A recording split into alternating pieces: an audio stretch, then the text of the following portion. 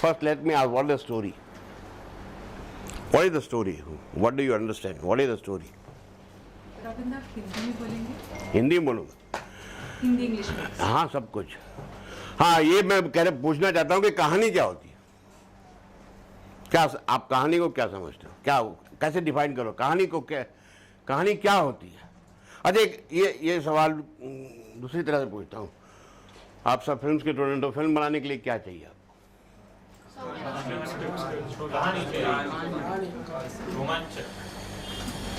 रोमांचक हो, कॉमेडी हो, लव स्टोरी हो, इमोशंस हो या ना हो, लेकिन कहानी तो होनी ही चाहिए, है ना? और कहानी क्या होती है? क्या नहीं, क्या स्टोरी का मतलब क्या? स्टोरी का मतलब क्या? कल्पना। Come on, tell. Medium to convey something. Yes, of course, medium to convey something, yeah. So you are always conveying something by telling a story. We all are storytellers. Let me tell you, we all are storytellers. हमारे माँ बाप, भाई, दोस्त, पड़ोसी सब कहानी बोलते हैं। पता आज क्या हुआ? सुबह में जब टैक्सी से जा रहा था, he's telling you a story. You know what happened in my college today? ये कहानी बता रहे हैं। हम सब कहानी बताते रहते हैं एक दूसरे को, जाने अनजाने में, लेकिन उस कहानी को इंटरेस्टिंग तरीके से एक मोल्ड में ढाल के सही तरीके से पेश करना एक कहानीकार का काम है। जो उस कहानी को शुरू करे तो आदमी का इंटरेस्ट आए उसमें, और खत्म करे, अच्छा ये तो सोचा ही नहीं था कि ऐसा हुआ। इसको बोलते हैं कहानीकार, जो अच्छी तरह कहानी, फिर ऑडियंस कोई भी हो, उसको सुनाता है। मेरी दादी मुझे एक कहानी रोज सुनाती बचपन में। मैं सोता नहीं था तो कहती थी चलो एक कहानी सुनाता हूँ, और एक राजा और एक रानी की कहानी सुनाती। कैरेक्टर वही होते थे, लेकिन कहानी बदल जाती थी। वो बनाती रहती थी कहानी। वो किस्से जो दिन भर में हुए हैं, वो किस्से, वो मस्तियाँ या वो शैतानी जो मैंने की है दिन में, उसको जोड़ तोड़ के आपका प्रेक्षक या तो आपका कहानी देखने वाला या पढ़ने वाला भी एक बच्चा है। वो भी इसी इंटरेस्ट से कहानी सुनता है, जिस इंटरेस्ट से 5 साल का बच्चा अपनी दादी या माँ की गोद में लेट के कहानी सुनता है, और सुनते सुनते रिलैक्स होकर सो जाता है। मेरा मतलब ये नहीं कि हम ऑडियंस को थिएटर में बुलाएं और सुला दें। मेरा मतलब ये है कि हम इतने इंटरेस्टिंग तरीके से उनको कहानी कहें कि वो अपनी दुनिया भूल जाए और हमारी दुनिया में समा जाए। यही एक चीज है जो आप में है तो है, आप में नहीं है तो नहीं है। अगर उसके बाद आता है स्क्रीन प्ले राइटिंग, लेकिन कहानी अगर है आपके पास तो एक स्क्रीन प्ले राइटिंग है जो एक टेक्निकल चीज है कि कहानी सिनेमा में के लिए कैसे कही जाए, कहानी शॉर्ट स्टोरी कैसे लिखी जाए। यही जो आप पड़ोसी को सुना रहे थे, उसको इंटरेस्टिंग लगी तो शॉर्ट स्टोरी में लिख डालिए, ये कहानी हो गई। बहुत लंबी कहानी है तो नॉवेल लिख दीजिए। 3, 4, 5 अच्छे प्रसंगों को लेके उसको एक्सप्लेन करके विस्तारपूर्ण लिखना है तो एक प्ले लिख दीजिए। लेकिन एक 20 साल की या 200 साल की या एक कहानी को अगर आपको 2 घंटे में 2.5 घंटे में बना दिखानी है तो फिल्म बनानी पड़ेगी।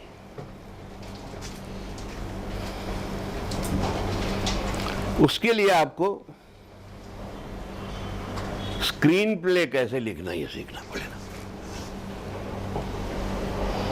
अब बताइए स्क्रीन प्ले क्या होता है? Playing with the scenes. Playing with the scenes Playing with the scenes of of your story. your story. Correct. जो कहानी है सर उसको स्क्रीन पे कैसे उतारना? कहाँ हो तो उसको स्क्रीन प्ले बोलते हैं, लेकिन वो स्क्रीन प्ले होता है क्या? कहानी को स्क्रीन प्ले में कैसे उतारो? एक फिल्म का ब्लूप्रिंट है, पूरी पिक्चर कागज पे।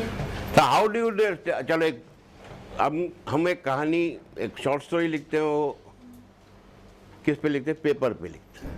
तो इन दैट द स्टोरी, जो कहानी है वो एक पेपर के जरिया बयां की गई है, या नॉवेल में भी पेपर के जरिए बयां की गई है। प्ले में इनेक्ट करके बयां की हुई, आपके सामने एक्टर्स इनेक्ट करते हैं। स्क्रीन प्ले में it is narrated through moving pictures. That is what is cinema, moving pictures. And उस कहानी को उन मूविंग पिक्चर्स में कैसे कन्वर्ट करना, या तो कैसे उसको बदलना, उसका नाम है स्क्रीन प्ले राइटिंग। ये सारी डेफिनेशंस आपको कहीं बुक में नहीं मिलेगी, मेरे पास से ही मिलेगी। ये मेरी डेफिनेशन है, क्योंकि मैं जब राइटिंग सीखा तो राजश्री थी नहीं, शायद पैदा ही नहीं हुई थी।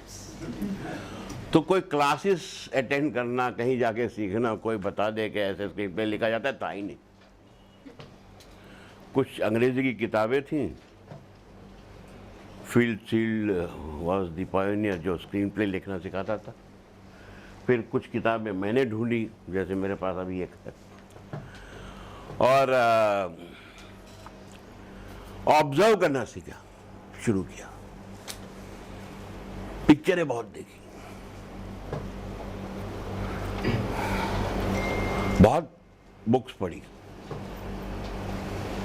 और बहुत कहानियां बनाई अनाप शनाप, और उन सब का उपयोग एक्सपेरिमेंट मैंने अपने दोस्तों पे किया।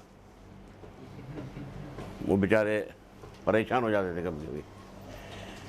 रात को 12 साढ़े 12 बजे मैं बोलता था एक कहानी सुनो, तो वो कहते थे अभी यार 12:30 बज गए हैं, तू घर जाने दे।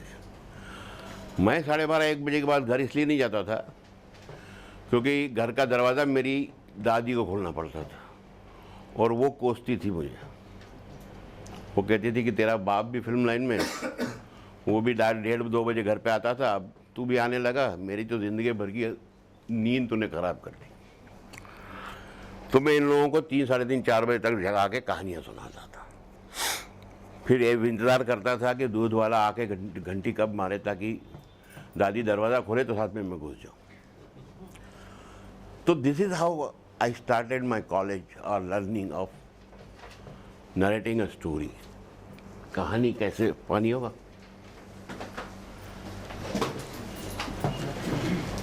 Thank you. कहानी कैसे नरेट की है। आप लोगों को तो इतनी सुविधाएं हैं,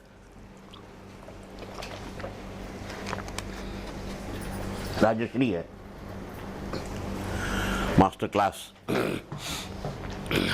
क्लासेस हैं, लोग आके अपने अनुभव सुनाते हैं, तो अच्छी बात है, काफ़ी सीखने को मिलता है।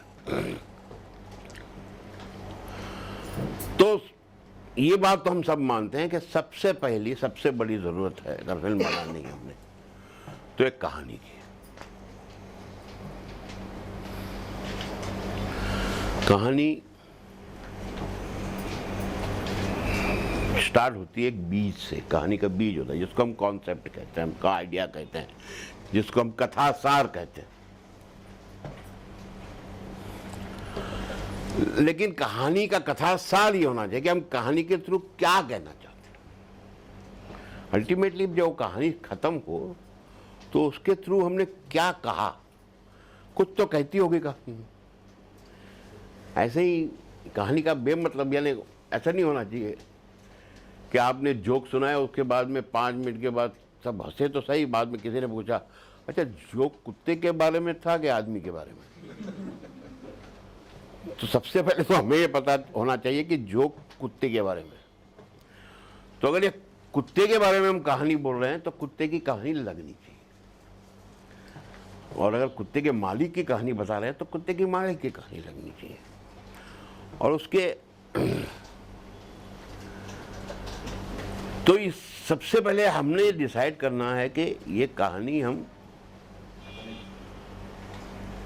भी क्या कहना चाहते हैं, what you want to convey through your story, what you want to say, इसका सार क्या निकलेगा। तो कहानी लिखने के लिए इतना किस्सा तो जरूरी पूरा नहीं पड़ता, वो पूरी कहानी लिख। तो मैं कहानी का मेरा कॉन्सेप्ट क्या है, पहले तो सोचना पड़ेगा कि उसको कहानी का आइडिया आया है एक किस्से से, लेकिन अब इसका कथासार क्या है, मैं इस कहानी बनाऊं के एंड में क्या कहना चाहता हूं।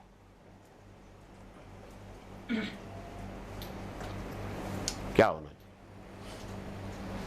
कथासार इसका। एक तो कथासार ये हो सकता है कि उसे पता है कि बच्चे जो हमारे आजू बाजू के मोहल्ले के, they are all from a very low income group.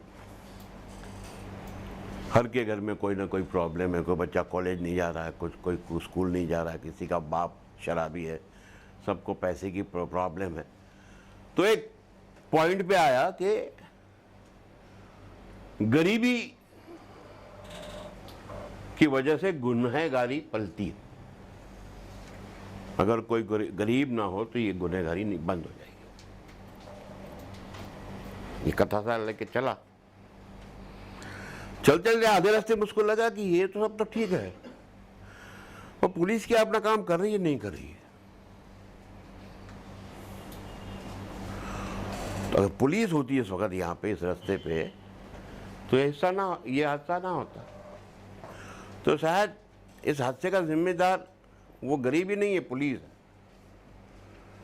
तो राजकारण में चला गया कि पुलिस क्यों अपनी ठीक से ड्यूटी नहीं करती। तो मालूम पड़ा कि पुलिस तो रिश्वतखोर है, पैसा लेके सो जाती है रात को शराब पी के। तो उसका कथासार चेंज हो गया कि रिश्वतखोरी गुनहगारी को जन्म दी। तो यहां से वहां से वहां वो परेशान भटकने लगा कि मेरी कहानी का सार क्या बनाऊं यार। ये आप क्या, इस कहानी को किसी भी और ले जाइए, लेकिन आपको पहले से डिसाइड करके चलना पड़ेगा कि मैं ये कहानी का सार क्या डिसाइड किया, मैं कहां से कहां जाने चाहता हूं। मैं बॉम्बे से निकला हूं तो मैं दिल्ली जाना चाहता हूं, ट्रेन से जाना चाहता हूं, फ्लाइट से जाना चाहता हूं, बाई रोड जाना चाहता हूं, और कौन सा रूट लूंगा। तो इसलिए जब भी आप कहानी बनाएं, यू शुड हैव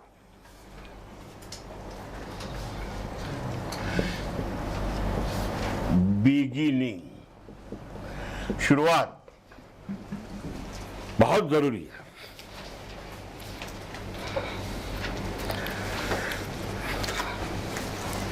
आप लोग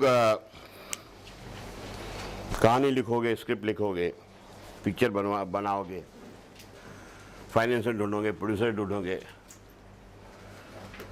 सबसे पहले सब लोग एक पूछेंगे अच्छा आपका कहानी का एक कॉन्सेप्ट क्या है, सुनाओ। आप 2 मिनट में आपकी कहानी क्या है सुना। तो आपको 2 मिनट में आपका कहानी का सार सुनाना पड़ेगा। कथा सार। मैंने इतने साल फिल्में लिखी, कभी टेलीविज़न लिखा नहीं था। 1.5-2 साल पहले एक महेश भट्ट का असिस्टेंट था पुराना, मेरे पास आया, कहने लगा सर टेलीविज़न सीरियल लिखी है। मैंने बोला मैंने तो कभी लिखी नहीं है, मुझे आता नहीं है। तो नहीं सर आप लिख लोगे, आप लिखिए। तो कौन सी कहानी? बोले ये 22 साल पहले हम एक पिक्चर बना रहे थे, पता है उसकी कहानी बहुत अच्छी थी, आप वो बनाई। उस कहानी का बिगिनिंग कमाल का था, जो किसी को भी सुनाओ तो आदमी खड़ा हो जाए। तो मैंने हाँ बिगिनिंग तो कमाल का। तो मैंने कहा चलो जाके सुनाते हैं। हमारा कहानी का सिर्फ बिगिनिंग है इस वक्त मेरे पास, आगे कुछ मालूम नहीं। तो हम चैनल चले गए, चैनल में जाके उनको कहानी का बिगिनिंग सुनाया। उन्होंने कहा सर इसी ये पूरी कहानी सुनाई, यही बनाएंगे। वो बिगिनिंग क्या था मैं आपको बताता हूं कि एक जमींदार के वहां काम करने वाला नौकर और उसकी बीवी दिन रात मेहनत करते हैं, मुश्किल से घर चलता है। एक दिन उसका बाप मर जाता है। बाप मर जाता है, क्रियाक्रम कांड के लिए पैसे नहीं है और ब्राह्मण बोलता है कि इसका क्रियाकांड पूरी तरह से नहीं करेगा तो इसका आत्मा अवगति पे जाएगा। तो जमींदार से पैसे मांगने जाता है, मेरा पूरा बाप मर गया, पैसे चाहिए। वो कहता है तेरे पास गिरवी रखने को है क्या? तो उसकी बीवी प्रेग्नेंट होती है, कहते तेरी बीवी के कोख में जो बच्चा उसको गिरवी रख दे तो तुझे पैसे मिलेंगे। ये कहानी मैंने उनको सुनाई। सर यहाँ तक मेरे पास कहानी है। कहा ये तो एक फर्स्ट एपिसोड हो गया, उसके बाद क्या, मतलब उसके बाद सोचेंगे, लेकिन तुम्हारा बिगिनिंग कमाल का है। ये कहानी बनी उड़ान, जो सीरियल अभी तक चल रही है। So it had a fantastic beginning. Then for a story you must have a definite middle.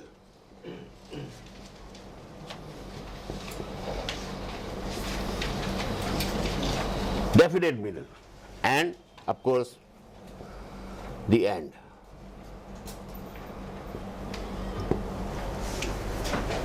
ये तो हुई कहानी की बात।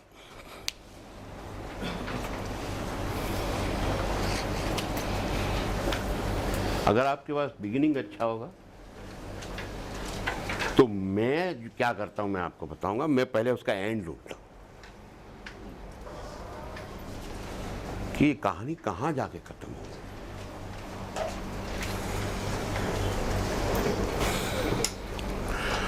तो मेरी उड़ान का एंड ये है कि ये कहानी उस दिन खत्म हो जाएगी जिस दिन उस चकोर के गांव में आसपास में कहीं कोई बच्चा, कोई परिवार, कोई सब आदमी बंधुआ नहीं होगा। ये उसका एंड होगा। तो उसका मिडल क्या होगा? अब यहां से आप मिडल पे जाइए।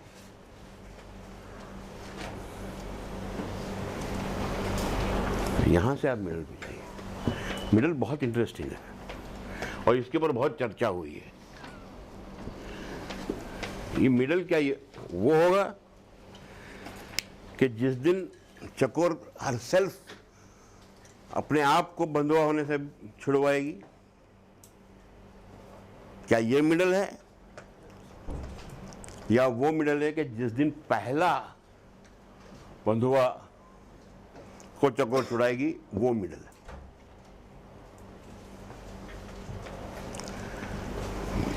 बहुत डिलिब्रेशन के बाद ये डिसाइड किया कि चकोर कहेगी कि मैं I will be the last person, everyone else before me. So the first person जो बंधुआगिरी से छूटेगा वो मिडल, वो हमारा मिडल होगा। क्योंकि टेलीविज़न एक अनएंडिंग स्टोरी जैसा होता है, तो हमको ये रास्ते खोल के रखने पड़ते हैं कि फिर इसके बाद 200 आदमी की कहानी बना देंगे, एक के बाद एक छुड़ाएंगे तो चलता रहे। लेकिन एक फिल्म की कहानी के लिए ये 3 चीज़ें बहुत ज़रूरी हैं। ये आपको होना, मालूम होना बहुत ज़रूरी है। इसके बाद मैं क्या करता हूं कि मैं उस कहानी के माइलस्टोन्स बनाता हूं। माइलस्टोन यानी आगे के 10 सीन क्या होंगे, ये आगे के 10 सीन में ये कहानी कहाँ से कहाँ जाएगी, वो एक पॉइंट मुझे पता होना चाहिए। उसके बाद आगे के 10 सीन क्या होंगे, उसका पॉइंट है। ऐसे कर करके मुझे 70-80 सीन चाहिए होते हैं कहानी में। 2 घंटे की फिल्म परिवार आराम से बन जाती है, 70-80 गुड सीन। तो 1 से लेके 70 तक, यानी ये 35 हो गया, मैं बीच में पॉइंट्स, माइलस्टोन्स ना, आपको कोई बताया ना कि यहाँ से भैया मुझे गोवा जाना है, कैसे जाऊँ? तो पनवेल चले जाओ, पनवेल से राइट लेना, वहाँ से पेन चले जाना, पेन से फिर सीधा रास्ता आपको लेके जाएगा सावंतवाड़ी से किसी को पूछ लेना गोवा का रास्ता कौन सा है, आप गोवा पहुँच जाएंगे। तो लेकिन आपको ये पता होना चाहिए कि मुझे यहाँ से पनवेल जाना है, यहाँ से अहमदाबाद की तरफ नहीं जाना, वरना घूमते रह जाओगे, पहुँच जाओगे ऐसा घूमते घूमते, लेकिन वो स्क्रिप्ट फिर ऐसी आप घूमती रहेगी। तो प्रिसाइज पॉइंट्स पता होना चाहिए आपकी कहानी के, आपको कि मुझे किस पॉइंट्स पे कब पहुंचना है।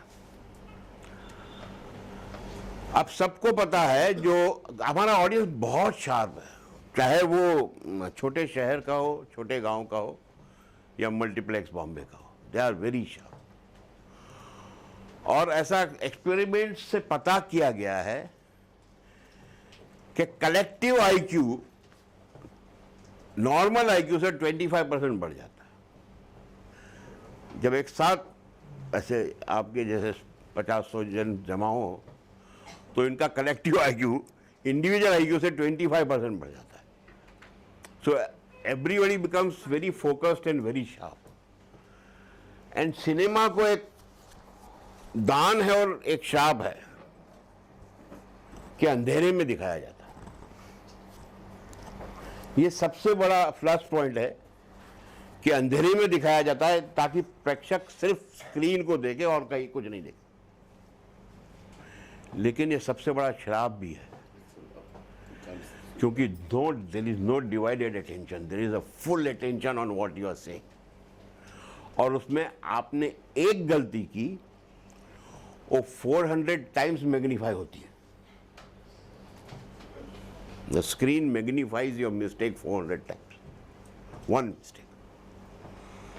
If you have done 10 mistakes, your film is gone.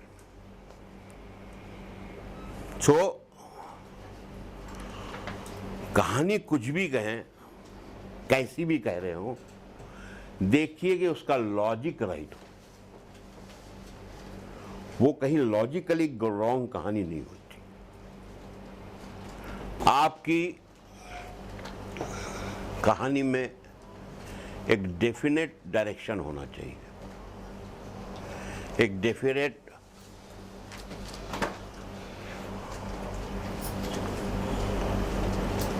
पड़ाव होने चाहिए, डेफिनेट मिडल होना चाहिए, डेफिनेट एंड होना चाहिए।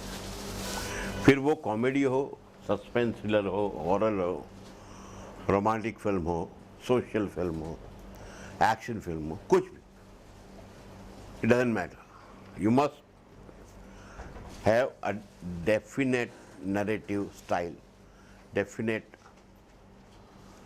moves, turns and twists, and all of them should be interesting, preferably, not only one or two. कोशिश ये करेंगे maximum twist and turns, and twist and turns से मैं कोई बड़ी ट्विस्ट एंड टर्न्स की बात नहीं कर रही हूँ कि लड़का लड़की जा रहे हैं सडनली बॉम्ब फट गया, नहीं। As per the story, your twist and turn could be emotional also, very subtle also, very minute also, but it has to B.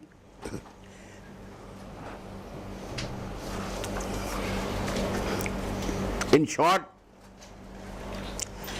Thing must constantly happen, कुछ ना कुछ होते रहना चाहिए कहानी, तभी जाके कहानी इंटरेस्टिंग बनती है।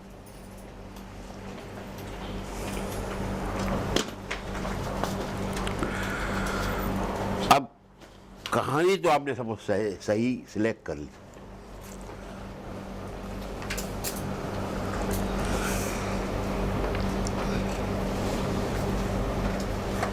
इसका स्क्रीन प्ले बनाना।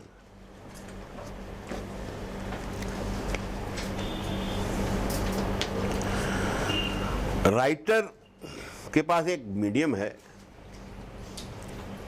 स्क्रीन प्ले राइटिंग ऐसा मीडियम है जिसमें वो प्रेक्षक का हाथ पकड़ के बताता है कि ये मेरा किरदार ऐसा। जबकि एक नॉवेल या तो शॉर्ट स्टोरी राइटर कहता है कि एक बहुत अमीर आदमी था,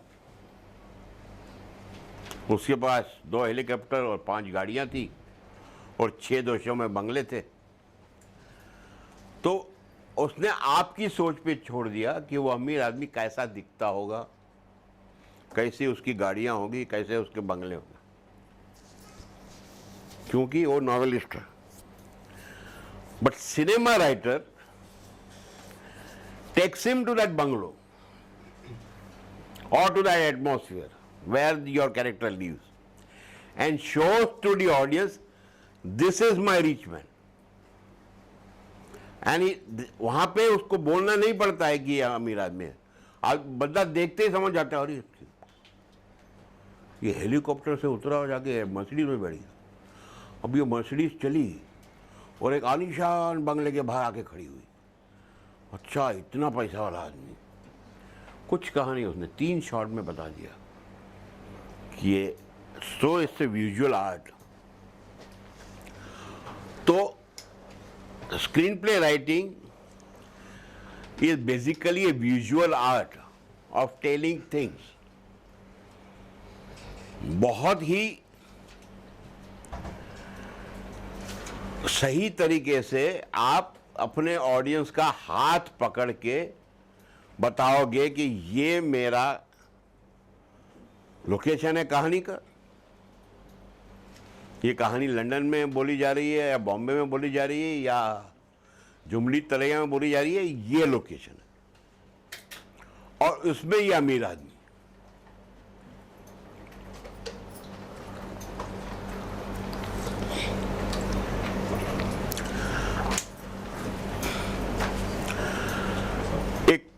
स्क्रीन प्ले राइटिंग की ज़बान में हम लोग कहते हैं कि एस्टैब्लिशमेंट ऑफ द स्टोरी, यानी कि कहानी को एस्टैब्लिश करना, मुकर्रर करना कि ये किस टाइप की कहानी है, ये कहाँ की कहानी है। वो आप जल्दी से जल्दी बता दें वो बेटर है, ऑडियंस को उसमें तकलीफ ना दे कि मैं जुमली तरैया की कहानी बता रहा हूँ या लंदन की कहानी बता रहा हूँ, लंदन के एक अमीर की कहानी बता रहा हूँ कि लंदन के एक गरीब की कहानी बता रहा हूँ। मैं किस कैरेक्टर की, किस माहौल की, किस इलाके की, कौन से समय में ये हो रहा है। क्योंकि कहानी में कई पहलू होते हैं। एक होता है ज्योग्राफी कि ज्योग्राफिकली ये कहाँ बोली जा रही है। दूसरा होता है किस समय की बात है भाई, 2016 की बात है कि 50 साल पहले की बात है कि 2056 की बात है, फ्यूचर की बात है। ये सारी चीजें आपको पहले 10 मिनट में ऑडियंस को बता दें तो ऑडियंस का माइंड क्लियर हो जाता है। वो उस माइंड, अपने माइंड को उस सांचे में ढाल के पिक्चर देखता है। अच्छा अच्छा, तो ये कॉमेडी है, अच्छा तो ये गरीब और अमीर की लड़ाई की पिक्चर है, अच्छा ये तो रोमांटिक पिक्चर है। हालांकि पब्लिसिटी से, इससे उससे उसको थोड़ा सा अंदाज तो हो चुका होता है, लेकिन फिर भी आपका बिगिनिंग ये बताना ज़रूरी है कि आपका माहौल क्या है, आपका टाइम पीरियड क्या है और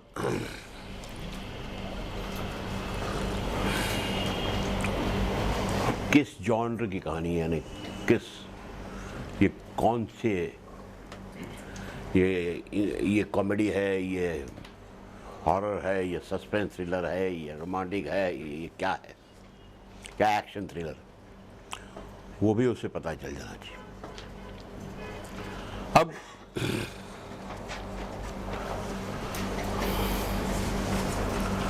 कहानी के लिए तो ये सही है, बिगनिंग मिडल एंड होना चाहिए, बट स्क्रीन प्ले के लिए this is not necessary to be in same order. ये ऑर्डर होना जरूरी नहीं है। एक स्क्रीन प्ले यहाँ से भी शुरू हो सकता है, एंड बता दिया उसके बाद में आप चले, यहाँ से भी शुरू हो सकता है, किसी भी पॉइंट से शुरू हो सकता है, किसी भी पॉइंट में आगे पीछे ऊपर नीचे जा सकता है। पर जब भी फ्लैशबैक या ऐसी कोई टेक्निक आप यूज करें स्क्रीन प्ले में, एक बात याद रखें, आपकी कहानी को क्लेरिफाई करने के लिए यूज करें, कॉम्प्लिकेट करने को यूज ना करें, या तो ऑडियंस को कंफ्यूज करने के लिए यूज ना करें। हालांकि अगर आपका इरादा है ऑडियंस को कंफ्यूज करने का है तो बाकायदा कीजिए कि ऑडियंस को ऐसा लगे कि अच्छा ये मर्डर होगा, फिर कुछ आपने फ्लैशबैक दिखा, अच्छा अरे ये तो ये नहीं लगता वो मर्डर है। ये तरीके भी हैं, लेकिन वो तरीके आपने डिसाइड करना। बेसिकली जब कहानी एंड पे आएगी उस वक्त ऑडियंस के दिमाग में कोई कंफ्यूजन नहीं होना चाहिए कि ये कैसे हुआ था, वो आपने बता देना चाहिए कि ये कैसे हुआ था। अगर आपने कोई टेक्निक यूज की है स्क्रीन प्ले के नरेशन, फिलहाल मैं सिर्फ सिंपल सी कहानी की बात कर रहा हूँ जिसमें बिगिनिंग मिडिल एंड होता है। अब कहानी बेसिकली दो तरीके की होती है, एक होती है प्लॉट ड्रिवन के जिसके अंदर कहानी में अपना इतना इंटरेस्ट होता है कि वो आगे बढ़ती रहती है। लेकिन ज्यादा करके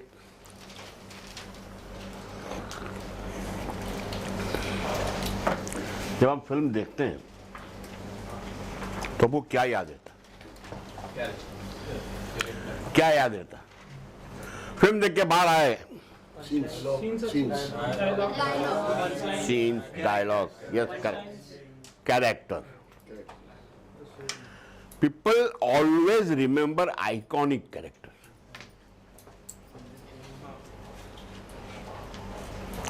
एक फिल्म हम सबने देखी, सबने अप्रिशिएट किया, किसी ने 10-10 बार देखी है, जैसे 15-15 बार देखी है। नाम है शोले। क्या आप गिन सकते कितने आइकॉनिक कैरेक्टर हैं उसमें? शोले में देखिए, शुरू कीजिए, वहां पे कैरेक्टर है ठाकुर साहब का जिसके हाथ काट दिए गए थे, सबको याद है, ये हाथ दे दे ठाकुर। आज तक दुनिया गब्बर सिंह को नहीं भूली। गब्बर सिंह का एक सांबा था, उस सांबा ने पूरी पिक्चर में एक डायलॉग नहीं बोला, लेकिन सांबा आ गया, आ गया था। फिर एक बसंती थी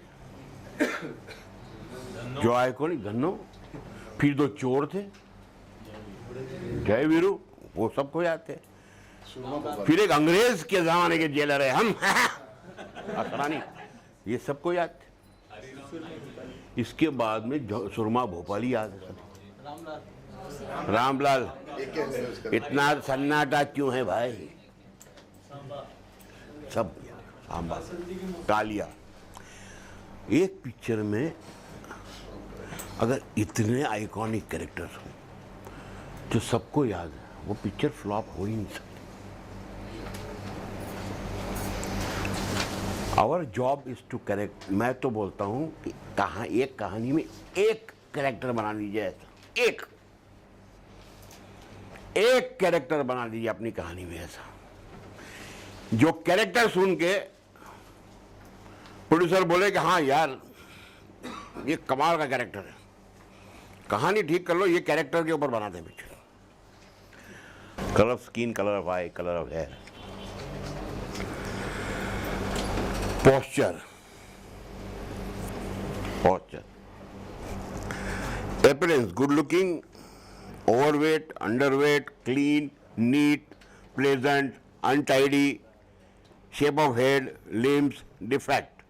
उसमें कोई डिफेक्ट है, कोई एबनॉर्मलिटी है, कैरेक्टर अंधा है, गूंगा है, लंगड़ा है, कुछ गड़बड़ है उसमें, उससे एक यूनिकनेस निकल के आती है, एक नयापन निकल के आता है।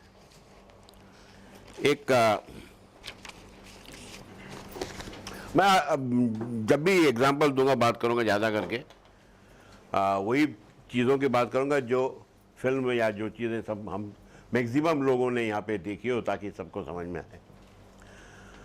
एक पिक्चर मैंने लिखी थी विशाल जी के साथ में, ओमकारा। ओमकारा में एक कैरेक्टर बनाया था हम लोग ने सैफ अली खान का, उसका नाम ही लंगड़ा जागी। अब वो इसलिए नाम लंगड़ा तागी आया, नाम वो कैरेक्टर कि विशाल जो है मेरठ का रहने वाला, तो मेरठ में कॉलेज में हॉस्टल्स हुआ करते थे, और हॉस्टल्स पे ये त्यागी लोगों का हॉस्टल, ये ऐसे बंटवारे वगैरह, ये कॉम वाइज, ये ठाकुरों का हॉस्टल, इसका इनका हॉस्टल। तो वहाँ पे उनका हेड था लंगड़ा टांगी, जिसकी किसी ने किसी ज़माने में टांग तोड़ दी थी मारामारी में, तो तब से वो ऐसा लंगड़ा चलता था। तो ये लंगड़ा तागी नाम बहुत अच्छा लगा यार, लंगड़ा, ये नाम कमाल है, ये नाम यूज़ करके कैरेक्टर बनाया, तो लंगड़ा तागी का कैरेक्टर बनाया। अब वो कैरेक्टर में उसको डालने के लिए साहब को बोला कि बाल काट दो भैया, छोटे करो। साहब अरे नहीं यार, सुगत वो लंबे लंबे बाल थे उसका, he was quite handsome, he is. तो मान ही नहीं रहा है, मान ही नहीं रहा है। शूटिंग का दिन आ गया, नहीं मैं बाल नहीं काटूंगा।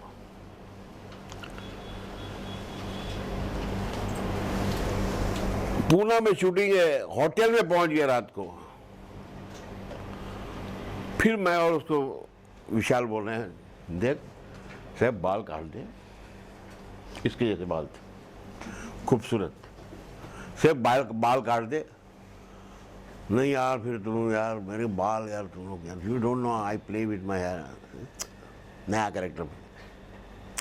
अल्टीमेटली 12:30 बजे उसने कहा ओके यार, तुम लोग इतना इंसिस्ट करते हो तो काट देता हूँ। विशाल ने फौरन कहा अपने पड़ोसन वाले से, वो नाई को उठाओ, कटवा दो। तो बोले नाई इधर है। बोले मैंने 2 दिन से नाई को बिठा के रखा है कि तू जिस वक्त हाँ बोले तेरे बाल काट दे। बड़ी मुश्किल से रोते रोते उसने बाल कटवाए। अल्टीमेटली जब उसको बेस्ट एक्टर अवार्ड मिला, तब उसने रात को विशाल को और मुझे कहा, that night thank God you people kept on telling me, insisting के बाल काट दो मेरे, आई एम लुकिंग डिफरेंट। तो हमारे देश में एक नया लुक लेना एक्टरों में अभी अभी शुरू हुआ है। ये पहले वरना एक ही बाल एक ही स्टाइल से 50-50 साल तक एक्टर चलता था। हाँ, वो फिर गुंडा हो, वो पुलिस वाला हो, जज हो, वो कॉलेज स्टूडेंट हो, एक ही, देयर इज नो डिफरेंस। लेकिन कैरेक्टर ऐसे बनाओगे तो लोग याद रखेंगे, लोग याद रखेंगे तो आपकी फिल्म को ये फिल्म ऑटोमेटिकली उनके माइंड सेट में जाती है। और जब भी आपने कैरेक्टर कैरेक्टर का इंस्पिरेशन किसी लाइव आदमी से लिया, किसी जाने देखे आदमी से लिया, अपने समाज में से, वो झूठा लग ही नहीं सकता, क्योंकि वैसा आदमी आपने देखा है तो 10,000 10 लाख अलग लोगों ने भी देखा होगा। तो ये नोट करना कि कैरेक्टर बनाना बहुत जरूरी है। अब कैरेक्टर का हमने अभी डिस्कस किया कि एक तो उसका शारीरिक वर्णन बहुत जरूरी है। अब मैंने आते ही बात कही थी कि एक राइटर कभी अकेला नहीं होता, वो अपने किरदारों के साथ रहता है हमेशा।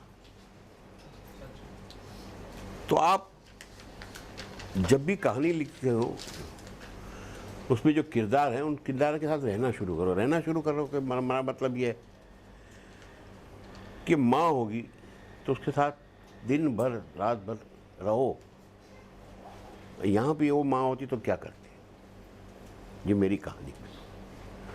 अब मुझे भूख लगी है तो मेरी कहानी की माँ क्या बोलती, तू बैठ बेटा, मैं अभी जाके खाना बना के लाती हूँ। कहते हैं जा उठ, किचन में पड़ा हुआ है खाना, गरम करो खा ले। ये माँ है, वो भी माँ है। प्यार दोनों में कम नहीं होता।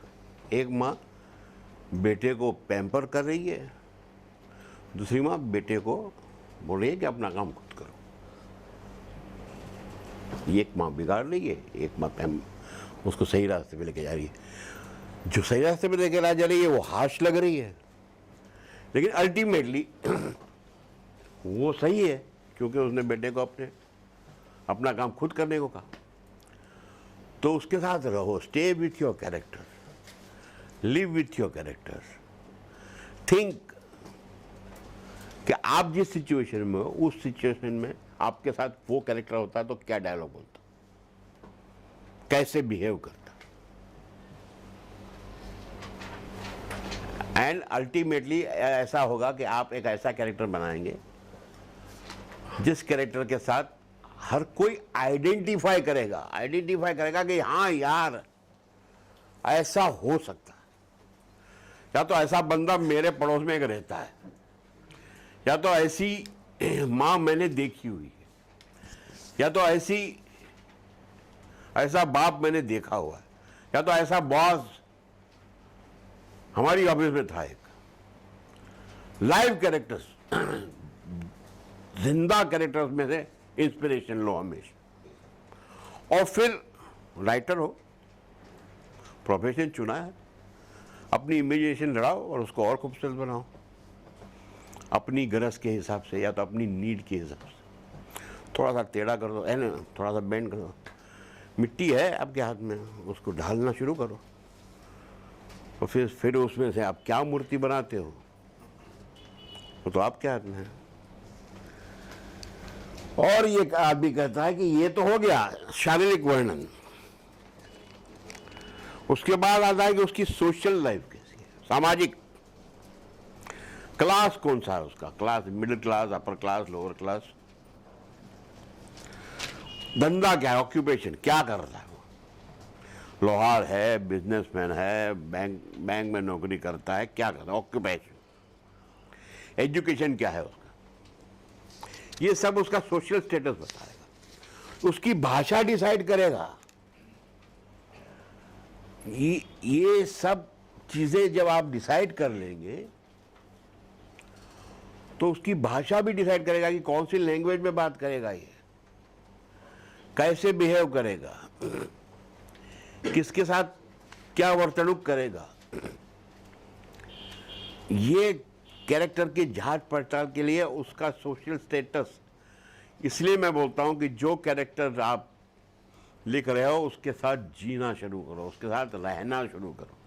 अकेले बैठो और अपने कैरेक्टरों को बुलाओ और बिठाओ अपने सामने, उनको लेके घूमो जू पे और सोचो कि मेरे साथ अगर वो कैरेक्टर मैंने बनाया है जो मेरी कहानी में वो लड़की, तो अभी ये बंदा जो मुझे बोल रहा है कि क्या अकेली हो गया, वो साथ में होती तो क्या बोलती। अगर डरपोक है तो बोलती चल भाग जाते हैं, तो कहती है नहीं तेरी माँ साथ में है, क्या बोलती। This is what I am saying is that you start living with your character, spend time with your character. लिख दिया उसके बाद भूल मत जाइए उसके साथ रहिए, उसके बारे में सोचते रहिए। कई बार मैं प्रॉब्लम को लेके सोचता हूँ, सोचते सोचते बेड में चला जाता हूँ, इसका क्या करूँ क्या करूँ क्या करूँ, और आंसर आ जाता है। जैसे आंसर आ जाता है नींद लग जाती है। फिर सुबह उठ के याद करता हूँ, अरे यार क्या सोचा था, कल नींद तो आ गई थी। मिल जाता है, होता मेमोरी, कंप्यूटर कमाल है थी। इंडियन ब्रेन क्या, हर एक का ब्रेन ऐसा है कि आपको पता जाएगा। So what I am saying is I sleep with my character, I sleep along with my character also. बीवी तो होती है, बीच में सुनाता हूँ।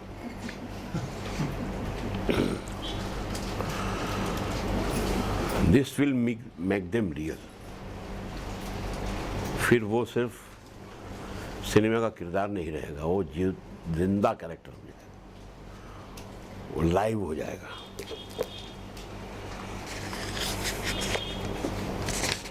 और थर्ड एंड मोस्ट इंपॉर्टेंट पहलू है उसकी साइकोलॉजी, साइकी, उसकी मनस्थिति क्या है, what is his mentality, what is his मनस्थिति, उसकी sex life, moral standards, personal ambitions या personal premises, frustrations, disappointments, temperament, complexes, extrovert है, इंट्रोवर्ट है, एम्बीवर्ट है, लैंग्वेजेस क्या बोलता है, उसके में टैलेंट्स क्या है, क्वालिटीज क्या है, उसका आईक्यू क्या है,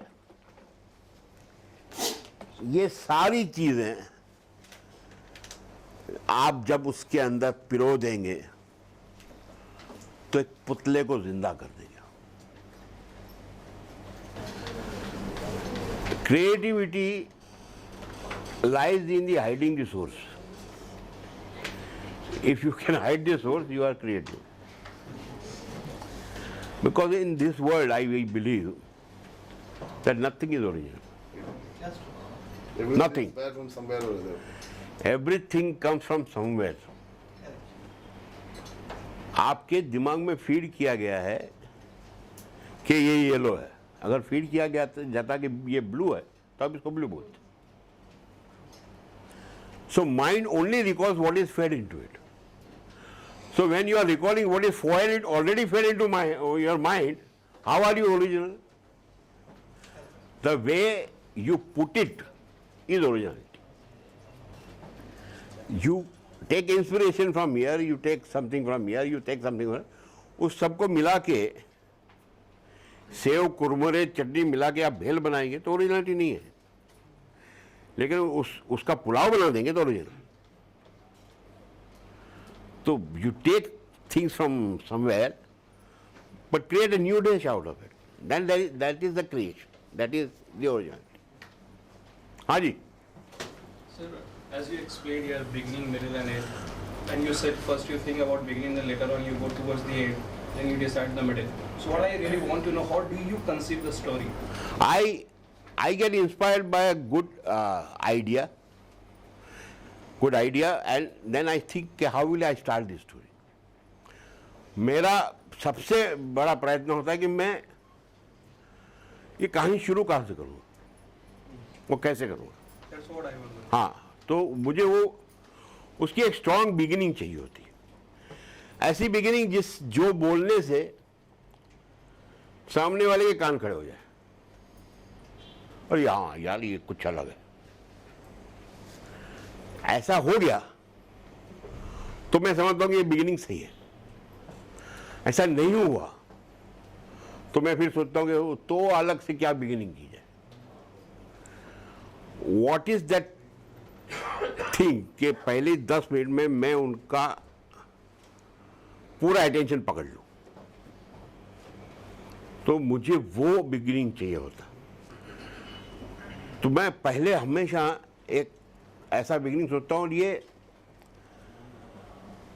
एक्सपेरिमेंट यानी ट्रायल एंड एरर से आता है। ऐसा नहीं है कि मुझे आ जाता है, मैं आता है मुझे, मैं किसी से सुनाता हूँ, कोई दोस्त से बताता हूँ, दोस्त बोलता है कुछ समझ में नहीं आया, क्या क्या क्या तू बोलना चाहता है, फिर बोलता अच्छा भूल जा, फिर वापस सोचता हूँ, फिर जब वो सही जाके जगह पे जाके लगता है हाँ, तो सकता है कि ये कहानी क्या बिगिनिंग सही है। अब ये कहानी का बिगिनिंग मिल गया मुझे, तो ये कहानी खत्म कहाँ होगी, तो ऐसे करके चलता हूँ। Second thing, I Yeah. few questions about Chennai Express. हाँ, Very powerful screenplay. What I liked about the movie. I really want to know when you thought in the screenplay, Shah Rukh ran away first, then later on they both ran away. So that was pre-planned in the story, Yeah. or you put your thought, no, first I asked Shah Rukh to go away first, then later on they both go away first. How you thought about these things?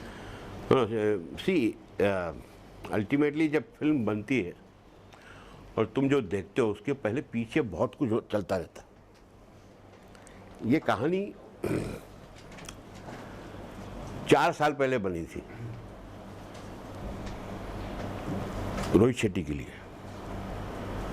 लेकिन ये 24 साल की hero की कहानी थी। अजय देवगन उसको produce करने वाला था। कहानी देखे कहाँ से कहाँ जाती है।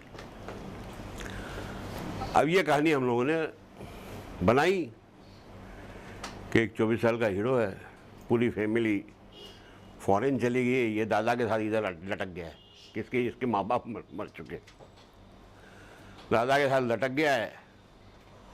और दादा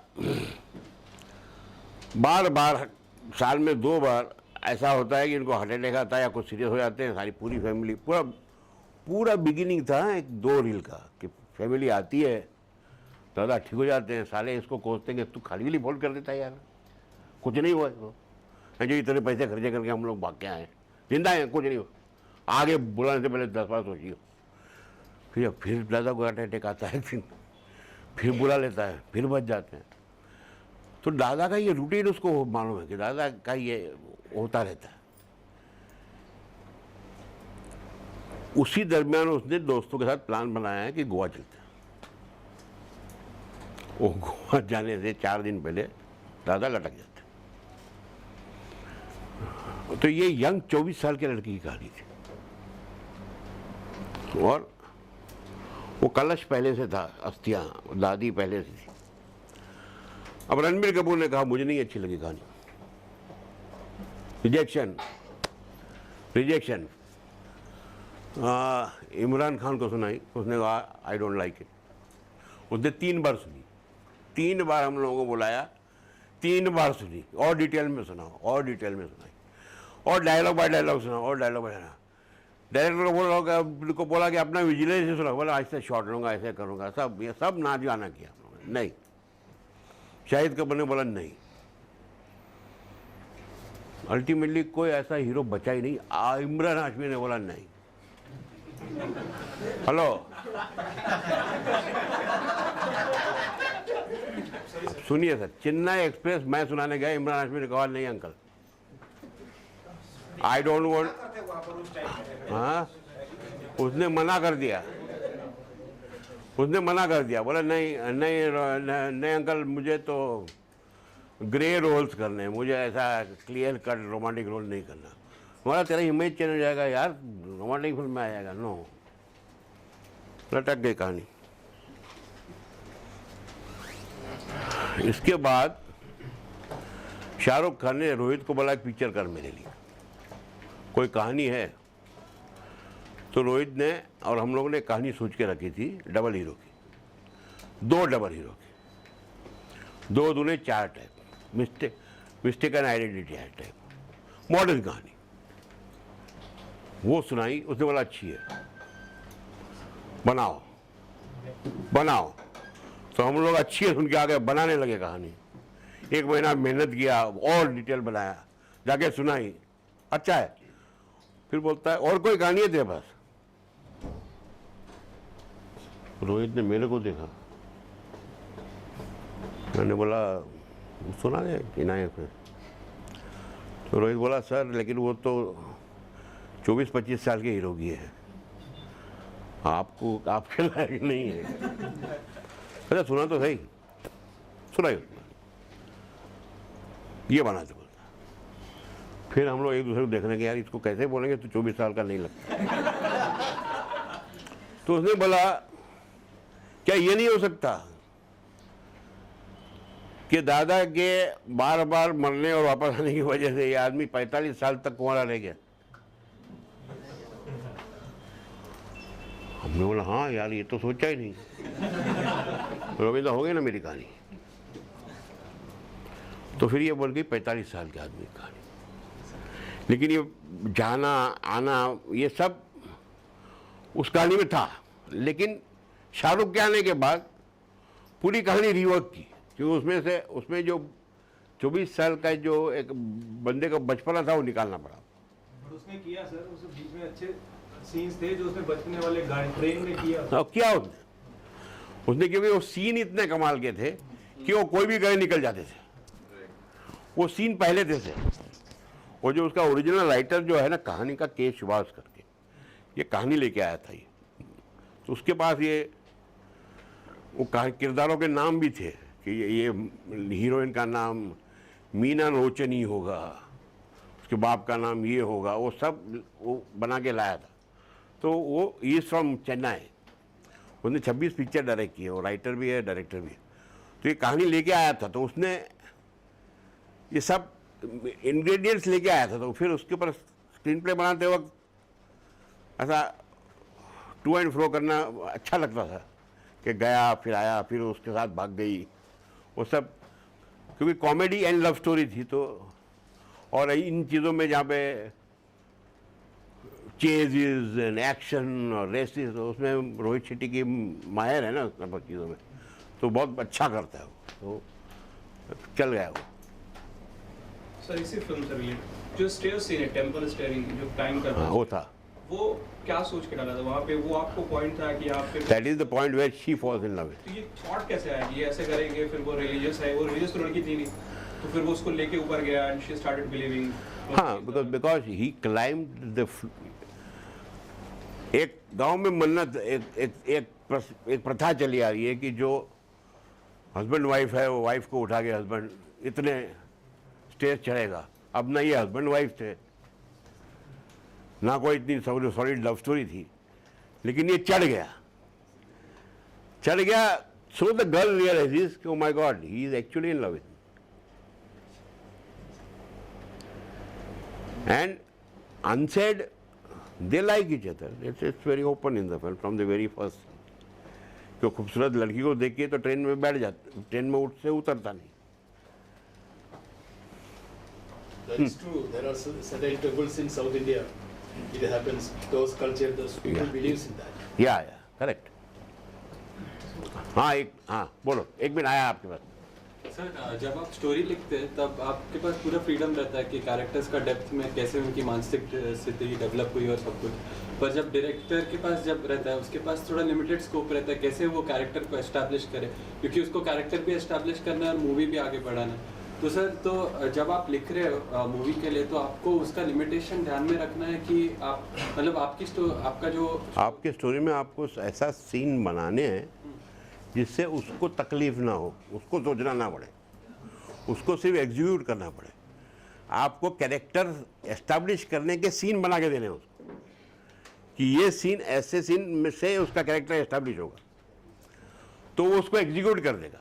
उसको सोचने को उसके ऊपर छोड़ देंगे तो राइटर ने क्या किया, और उसके ऊपर छोड़ देंगे तो वो अपने दिमाग से कहीं और लेके चला जाएगा उसको। सर मेरा सेम क्वेश्चन था, मैं अलग तरह से पूछूं क्या? हाँ कि जैसे कि आप कोई स्क्रिप्ट लिखते हो तो वो काफ़ी स्ट्रॉन्ग मूवी यानी काफ़ी स्ट्रॉन्ग है वो, और उसे आपने लिखा स्टोरी, बाद में आपने यही स्टोरी डायरेक्टर को जब बताया तभी उसने अपनी तरह से उसको ये किया, कन्वे किया, अपनी तरह डेवलप किया, या फिर अपने विजुअलाइजेशन में उसको सोचा। करेक्ट। तो क्या है कि आपका और उसमें जो दोनों का जो थॉट प्रोसेस है या डेवलपमेंट स्टोरी का जो ये है प्रोग्रेस है, वो सपोज 50% सेम है, बट 50% या फिर सपोज 25% दोनों का अलग हो रहा है, जैसे कि बट दोनों भी अच्छे हैं, तो फिर वो भी कॉम्प्लेक्स आ सकता है जनरली कि क्या है कि आपका भी प्रोसेस सही है। आई टेल यू, इसमें सिर्फ 2 पॉइंट ऑफ व्यू नहीं है, उसमें 3rd पॉइंट ऑफ व्यू, वो एक्टर जो परफॉर्म करने वाला। The actor also should be comfortable performing the character you have sketch. He may want to delete something और इम्प्रूव अपॉन इट। उसको मेरे हिसाब से गुड एक्टर का, अच्छा एक्टर होगा वो आपने जो लिखा होगा उसे 10% बढ़ा के कर देगा अपनी समझ से, अपनी इंटेलिजेंस से। डायरेक्टर उसमें 10% अपना ऐड करके उसको एग्जीक्यूट कर देगा। So it is the job of a writer to write, actor to surprise the writer, and director is supposed to surprise writer and the actor both by the execution. Then he is a good director. जो director लिखे हुए शब्दों को पर्दे पे ढालने में थोड़ा सा उसमें इम्प्रूवमेंट कर देगा, कंट्रीब्यूट कर देगा, तो is a good director. Ultimately ये डायरेक्टर का डिसीजन है कि उसने क्या करना, how he is seeing it. Writer का जॉब ये है कि पिक्चर की स्टार्ट हो उसके पहले डायरेक्टर को अपने वेवलेंथ पे ले आए कि सर ये मेरा कैरेक्टर का स्केच है, ये आप समझ रहे हैं कि ये ऐसा चलेगा, ये सर जवान बोलेगा। ये तो होता है क्योंकि पिक्चर शुरू होने से पहले आप और डायरेक्टर के साथ बहुत इंटरेक्शंस होता है, हर एक सीन को लेके चीड़ फाड़ होती है, ऐसा क्यों बोला, नहीं मेरा कैरेक्टर ऐसा नहीं बोलेगा, नहीं I am not comfortable doing this with it. So there are so many interactions happen, so many arguments happen, and you come और मिल मिला के ultimately we come to a decision। और उसके बाद में डायरेक्टर पे छोड़ देता हूँ मैं, और जो नहीं छोड़ सका वो अल्लाह पे छोड़ देता हूँ कि अभी कई टाइम ऐसे डायरेक्टर मिल जाते हैं कि बोलना पड़ता है कि भगवान तू ही बचा ले, अब तो कुछ नहीं होगा। हाँ सर। जैसे आप अपनी स्टोरी समझो लिखना शुरू कर रहे हैं, तो स्टार्टिंग में आपने समझो आपके दोस्तों को सुनाया, बाकी लोगों को सुनाया, सब लोगों ने बोला कि अच्छा है, you may continue writing. Yeah. But midway, like down the line, you might start questioning the whole story. Correct. So how do you kind of deal with that? And Very good question. I like this question. And secondly, how do you come out of writer's block, which is because it is a lonely process? I very good. I'll tell you. कई बार अच्छी चीज लिखते लिखते एक block आता कि साला इसके आगे जाए नहीं यार। आप सोचोगे आप किसी अनजान सड़क पे चल रहे हो, नई कहानी लिखना उसी तरह है कि आप अनजान सड़क पे चल रहे हो और रास्ता ढूंढ रहे हो, चलते चलते डेड एंड आ गया, इसके नीचे खाई है, रास्ता ही नहीं है। लेकिन कहीं से मैंने गलत टर्न ले लिया, go back, check all your turns. हाँ, ये जो राइट टर्न था ना वो गलत लिया, ये इसके लिए मुझे खाई पे के पास गया। लेफ्ट टर्न लूंगा तो शायद खाई नहीं आएगी, हो सकता है लेफ्ट टर्न में भी खाया जाए, और पीछे जा, देख कहाँ से तूने गलत टर्न लिया। You do this practice, you will realize कि you will come to a right point कि जहाँ से आप सही टर्न लोगे तो कहानी आगे बढ़ जाएगी। ये प्रैक्टिस से ज़्यादा होता है, अनुभव से। मेरे साथ कई बार ऐसा होता है कि मुझे लगता है कि नहीं ये रास्ता गलत है, फिर भी कोई इंसिस्ट करता है नहीं सर देखते हैं करके, नहीं देख आगे फिर प्रॉब्लम में अटक जाएंगे, सर फिर भी देखते हैं ना, चलो चलते हैं, फिर यूएसए प्रॉब्लम आएगी, तो हम यही करते हैं, हम वापस आते हैं। तब तक वापस जाते हैं जब तक वो मोड़ या वो टर्न ना मिले जहाँ से सही रास्ते पे चलना मिल जाए। करते करते बिगिनिंग पर भी आ जाते हैं कभी कभी, और फिर सोचते हैं कि यार ये कहानी गलत है, something is wrong with the story. कई बार ऐसा होता है कि कॉन्सेप्ट वाइज, आइडिया वाइज बहुत अच्छा लगता है, but good concept don't make good stories. Sometime you get stuck and the story doesn't happen, so then you wait। And कभी ऐसा हुआ है कि 20 साल पहले जिसका इलाज नहीं सूझा उसका इलाज आज सूझा मुझे। क्यों ऐसा हुआ कि मैं बहुत ज़्यादा मैच्योर हुआ हूँ, ज़्यादा लाइफ देखी है मैंने, ज़्यादा रास्ते ट्रैवल किए हैं, तो फिर रास्ता मिल जाता है। हाँ जी, yes. Because films are a commercial business also. हाँ Films होती हैं हाँ commercial business बिजनेस भी है। भी नहीं, ही है। कमर्शियल बिजनेस ही है तो लिखते समय आप do you think that Yeah. To write a commercial all the time. So that's a related. I am a hardcore commercial writer. Doesn't mean that I don't want to write good films. I write good films. I have written good films. And doesn't mean that good films are not commercial films. Yeah. हाँ. Sir, related with the same question. So, do you have any kind of formula while writing a rom-com? Like you think after so many scenes they should be declared, after so many scenes it should come. Like you said, you are a commercial writer, so you could have in mind something. तो मुझे तो मैं concept idea से शुरू करता हूँ, वहाँ पे मुझे पता चल जाता है कि कमर्शियल है कि नहीं. लेकिन आप कुछ सीन्स लिखने के बाद आपको समझ नहीं नहीं, मुझे तो बिगिनिंग में मुझे पता होता है कि ये कमर्शियल बन सकता है और ये नहीं बन सकता. या अगर आपको Can you rom-com please he talk बनानी है, about that commercial. process of deciding whether something is commercially viable or not? एक मिनट सर, एक जवाब दे दूं. सी प्रोसेस एक है ये जानने का कि कमर्शियल होगा कि नहीं होगा. बहुत सिंपल सी बात जो मेरे दिमाग में आती है कि मेरे दिमाग में जो आइडिया है या जो कहानी चल रही है, मैं उसका पैरेलल ढूंढता हूँ.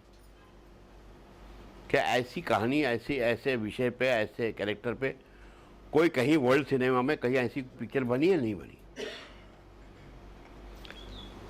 मैंने जब लिखना स्टार्ट किया था तब तो बहुत डिफिकल्ट था ये सब जानना. आज तो दुनिया आपकी जेब में, गूगल करिए और देख लीजिए कि कोरिया में क्या बना है, चाइना में क्या बना है. कुछ नहीं तो उस कहानी, उस पिक्चर की 4 लाइन तो मिल ही जाएगी कि ये ऐसी कहानी है. इफ इट इज देयर कि आपने जो कहानी सोची है वैसी पिक्चर बनी, ऐसा रेफरेंस बना है, तो बन सकता है. फिर वो पिक्चर देखिए, कैसे भी चोरी करके, मंगा के, ये करके देखिए, वो पिक्चर आपको बता देगी कि हाँ कि ऐसी कहानी बनी है. तो फिर आप अपने उस पर चल दीजिए. एक्चुअली मैं क्या पूछ रहा था आपसे, फॉर्मूला है, like you use any kind of formula. आपके पास कोई ऐसी दिमाग में आपके रहता है इतनी सीन्स के बाद यहाँ पे डिक्लेयर होना चाहिए, ये इमोशंस आने चाहिए, इतनी सीन्स के बाद ये हर स्क्रिप्ट का कोई फॉर्मूला नहीं. जैसे एग्जाम्पल चेन्नई एक्सप्रेस. नहीं, देखो ये कोई कुर्सी टेबल बनाने का काम नहीं है कि इसकी हाइट इतनी होनी चाहिए, उसका चौड़ी इतनी होनी चाहिए, क्योंकि हर फिल्म में एक अपना ताल होता है, एक अपनी रवानी होती है, एक अपना डिमांड होता है. कभी कभी लगता है कि यार इंटरवल इतना लेट आ रहा है, लेकिन पहले पॉइंट ही नहीं मिलता इंटरवल का. कहानी बोलते जाओ, परेशान हो जाते हैं हम लोग. यार 1.5 घंटा हो गया, लोगों को पेशाब लगी होगी, इंटरवल करो. नहीं, आई एम नॉट जोकिंग. एक पिक्चर बनी थी, मैं बहुत बड़े डायरेक्टर थे, राज खोसला. तो इंटरवल के पहले लोग उठ के चले जाते थे. तो उन्होंने, उनके एडिटर थे वामन साहब, उनको बोला, वामन साहब ये प्रॉब्लम है, लोग पिक्चर उठ के ट्रायल में उठ के चले जाते हैं. वामन ने कहा इंटरवल कितने टाइम के बाद आता है? बोले 1 घंटा 20 मिनट के बाद. बोले एंड की 2 रीलें लगाओ. 2 रीलें लगाई, उन्होंने देखा से ये गाना है ना, इंटरवल के बाद डाल दो, इसके पहले इंटरवल कर दो, तो लोग नहीं उठेंगे. बोले लोग गाने में उठ जाते थे. उन्होंने गाना चेंज किया, लोगों ने बैठे रहे. ऐसा क्यों आ रहा है? बोले लोगों को ब्लेडर फुल हो जाती है यार. सिंपल सी बात है. You should give them time also to go to the toilet. अंग्रेजी फिल्मों में इंटरवल इसलिए नहीं होता कि 90 मिनट्स की फिल्म बनाती है. तो it's very simple. So what happens is you get, sometimes you ऐसे फंसते हैं कि यार इंटरवल कहाँ करूँ, ये कहाँ करूँ, ये इसके बाद ये गाना कहाँ डालूँ. लेकिन मुझे लगता है कि हमारे सिनेमा का आज टाइम आ गया है, गाना हो ना हो डजंट मैटर. टाइमिंग में बच्चा उठाना, हाँ क्रिस दौड़ रहा है, हाँ दौड़ सकता था, ठीक है. उस टाइम में एक ब्रिलियंट केस मैं बता रहा हूँ, जिस तरह से आप लोगों ने ट्विस्ट किया था क्रिस में. क्रिस दौड़ रहा है विलेन के पीछे, ठीक है. अचानक एक बच्चे, गाड़ी आ जाती है, बच्चा सामने में. I think it's one of the most brilliant thing that I saw, ठीक है. तो मैं चाहता हूँ कि मतलब ये आप लोग जो सोचते हो, ऐसा कुछ लिखते टाइम में सोचते हो कि हाँ ये क्रिएट दौड़ रहा है, मजा नहीं आएगा, एक बच्चे को लेके आता है, गाड़ी आ रहा होगा, उसको बचाएगा, तो उसकी जो मुस्कुलिनिटी है या उसकी जो ब्रेवरी है या वो है, वो ज्यादा पास है। एब्सोल्युटली, क्योंकि क्रिश दौड़ के भाग के विलन को पकड़ लेगा, उसकी स्पीड कमाल की है, वो उड़ जाएगा, ये सब लोगों को मालूम है, ये तो हो जाएगा, लेकिन उसमें ह्यूमन स्टोरी कहाँ है? ह्यूमन स्टोरी वहाँ आती है जब वो बच्चे को बचाता है। तो ये बार बार हर एक सीन बनाने के बाद उसके अंदर उसको दैट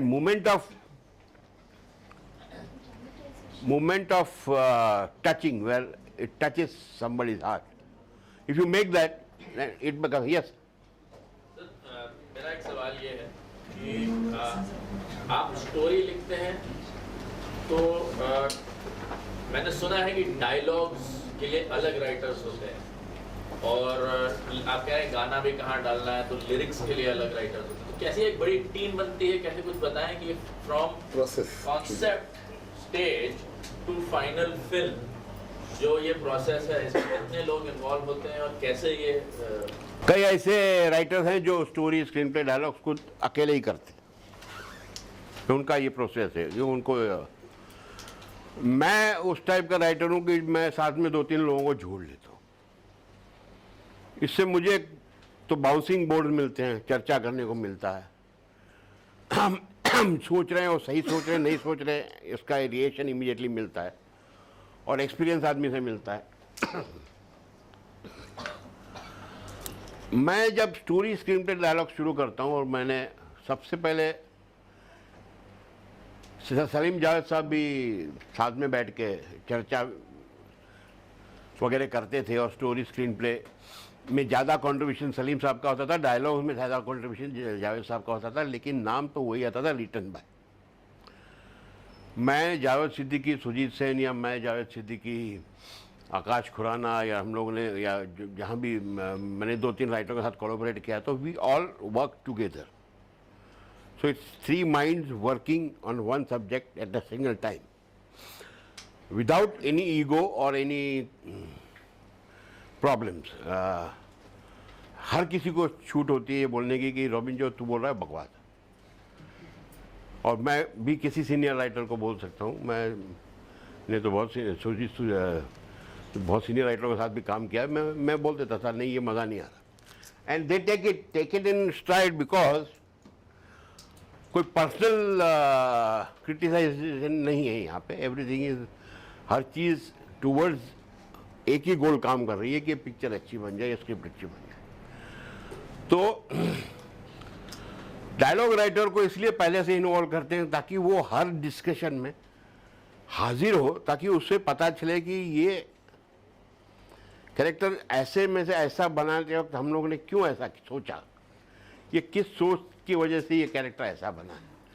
तो उसकी वजह से पूरा जो बर्थ टू एंड तक का जो प्रोसेस है, वो डायलॉग राइटर साथ में बैठा हो तो उसको सब पता होता है। उसी तरह मैं तो प्रेफर करता हूँ कि एक टाइम, फर्स्ट टाइम कहानी बन जाए, फर्स्ट ड्राफ्ट बन जाए, उसके बाद में डायरेक्टर भी मेरे साथ बैठा हो, ताकि मैं सीन बाय सीन उसके साथ डिस्कस करता जाऊँ और लिखता जाऊँ, ताकि उसके इनपुट्स भी मिलते जाएं और वो रिजेक्ट भी करता जाए, क्योंकि अल्टीमेटली इट इज़ डायरेक्टर जो उसको स्क्रीन पे लेके आना रहा, is the captain of the ship. And जैसे इंग्लिश में बोलते हैं, more the merrier. I mean if 4 sane people can work without any egos, they can definitely create a successful story as well. Yeah. Sir मेरे साथ ऐसा होता है कि कोई कॉन्सेप्ट आता है दिमाग में, उसकी शॉर्ट स्टोरी हो जाती है, लेकिन वो फुल लेंथ बड़ी फिल्म में 3 घंटे, 2.5 घंटे, 2 घंटे की फिल्म में कन्वर्ट नहीं हो पाती कहानी। उसके लिए क्या कोई टिप्स देंगे सर? उसके लिए तो कॉन्सेप्ट ही ऐसा होना चाहिए जो, there is something wrong with the concept. See, एक मिनट साहब, इसका जवाब दे दो। इफ कॉन्सेप्ट इलोबरेट नहीं हो रहा, स्ट्रेच नहीं हो रहा, तो ज़्यादा स्ट्रेच करोगे टूट जाएगा या तो बोरिंग हो जाएगा। उतना ही स्ट्रेच करना चाहिए जितना उसके अंदर पोटेंशियल हो, उसके अंदर मटेरियल, या तो मटेरियल ऐड करो। देयर इज समथिंग कॉल्ड सब प्लॉट्स। एंड सब कैरेक्टर्स और प्लॉट्स बना के उसमें फिर ऐड करना पड़ता है। तो वो मेन स्टोरी अगर थिन हो तो उसमें ज़्यादा कैरेक्टर्स और ज़्यादा सब प्लॉट्स बनाने पड़ते हैं। तो सब प्लॉट भी चलते हैं साथ में आपकी मेन कहानी भी चलती है, और अल्टीमेटली मेन कहानी खत्म हो उसके पहले सब प्लॉट्स का रेजोल्यूशन आ जाता है, and then comes the resolution of the main story. So main story should end in the end, और subplot should end just before the main story. हाँ सर, हाँ एक मिनट, बोलिए बोलिए बोलिए। देखो एड्स में पहला स्क्रिप्ट लिखा जाता है, कभी कभी राइटर ट्रीटमेंट नोट देते हैं। हाँ, आप देते हैं ट्रीटमेंट नोट, कैसा ट्रीट करना चाहिए सब्जेक्ट। इन एडवर्टाइजिंग में जैसा है एक स्क्रिप्ट प्लान, ट्रीटमेंट नोट हम लोग डिस्कस करते हैं डायरेक्टर के साथ। जैसा ट्रीटमेंट नोट एड में दिया जाता है। नहीं, ऐसा तो हम लोग तो नहीं देते हैं। I don't give, but I discuss the treatment note with the director, because director decides the treatment of the story and we discuss that. हम लोग डिस्कस करते हैं कि इस टाइप का ट्रीटमेंट करेंगे। सीन वाइज भी डिस्कस करते हैं, इंडिविजुअली। हाँ sir, if you look at the films that you've written, starting from Ashiki Bazigar all the way to a film like Omkara and then Chennai Express, how do you think, sir, that you've managed to have such a wide range of films? You know, starting from a rom-com to an out-and-out comedy to a really serious film like Omkara, which is an adaptation. आप ये कैसे manage करते हो? And what tip do you have for writers to have that kind of range while to be able to tell very different kind of stories? My funda is very simple, brother. I like all kind of films. I am a solid film buff.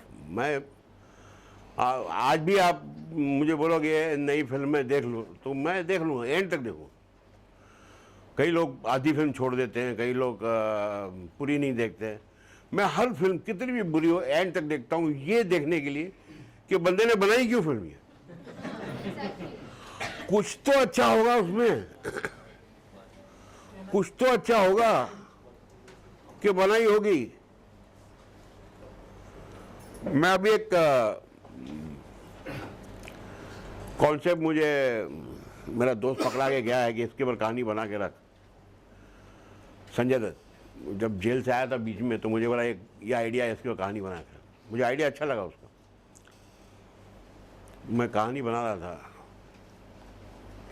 तो उसमें एक beautiful character है बच्ची का। वो कहानी एक rock star की, संजय दत्त की उम्र का रॉक स्टार है, एंड पिक्चर कहानी स्टार्ट ही होती है कि उसका ग्रेट परफॉर्मेंस चल रहा है and people are going mad and singing a rock song and it ends and somebody shoots him. He shot and he is very badly shot. He is taken to hospital. He is critical. He might die, but he survived. But he is almost paralyzed, and he is sent to a rehabilitation center. And there is a nurse or a volunteer from an NGO comes, and a young girl, 17, 18, and she looks after him. तो उसमें एक चीज़ आई थी जो इसी उसमें से आई कि ultimately उसको पता चलता है कि ये मेरी बेटी है. Somewhere he was in relationship with a woman, or he had relationship with very woman. He was a womanizer, and he left her. और ये लड़की एज अ बास्टर्ड पैदा हुई है. तो ये पूछता है कि तू क्यों आई, in spite of that why did you come back to me, क्यों, व्हाट वाज इट, मेरे नाम से तुझे बदनामी मिली है, तू मेरे पास क्यों आई. ये कहानी का जो कथासार यहाँ आता, कहती है कि मेरी माँ ने तुमसे किसी ज़माने में कुछ दिनों के लिए प्यार किया. वो प्यार तो सच्चा था क्योंकि मैं पैदा हुआ. मासूम में भी थोड़ा बहुत. हाँ, correct. I want to find out that what was that in you that made my mother fall in love. तुम में वो क्या बात थी आज से 17-20 साल पहले कि मेरी माँ को तुमसे प्यार हो गया. इसे मुझे नहीं पता. कहते वो पता करने आए हो। Mister Sanjay Dutt, get up, show me that part of your heart. उस दिन मानोगे कि तुम मेरे बाप हो। तब इसकी जर्नी ये है लड़की की कि वो संजय दत्त जो 20 साल पहले जिसको उसकी माँ से प्यार हुआ था, वो आदमी निकले उसके अंदर से। ये करप्ट हो गया था, जो शराब, फेम, नशा, ड्रग्स से करप्ट हो गया था। उस इंसान को बाहर निकालना है। तो ये कहानी है। तो वो कोई तो एक बात होगी उस फिल्म वाले के पास जिसकी वजह से उसने इतनी बुरी फिल्म बनाई, पूरी फिल्म बना डाली। किसी ने 5-6 करोड़ रुपया लगा दिया, 50 करोड़ लगा दिया, तो क्या था वो? मुझे वो ढूंढना होता। तो मैं इन चीज़ों में सारी चीज़ों में ये ढूंढता, अच्छा ही ढूंढता रहता। मैं फिल्म में सिर्फ अच्छा ही ढूंढने के लिए देखता हूँ। हम सफर में क्या अच्छा था? हम जैसी एकदम मतलब ऐसा फिल्म जो कि मुझे नहीं लगता कि ऐसा कोई है यहाँ पर कोई होगा जिसको पसंद आए हो। किसी को नहीं आई, सही बात है। तो फिल्म क्या सोच के लोग लिखते हैं? और मैंने लिखी थी, मैंने ओमकारा भी लिखी ना, और मैंने बाजीगर भी लिखी, हमशक्ल भी लिखी मैंने।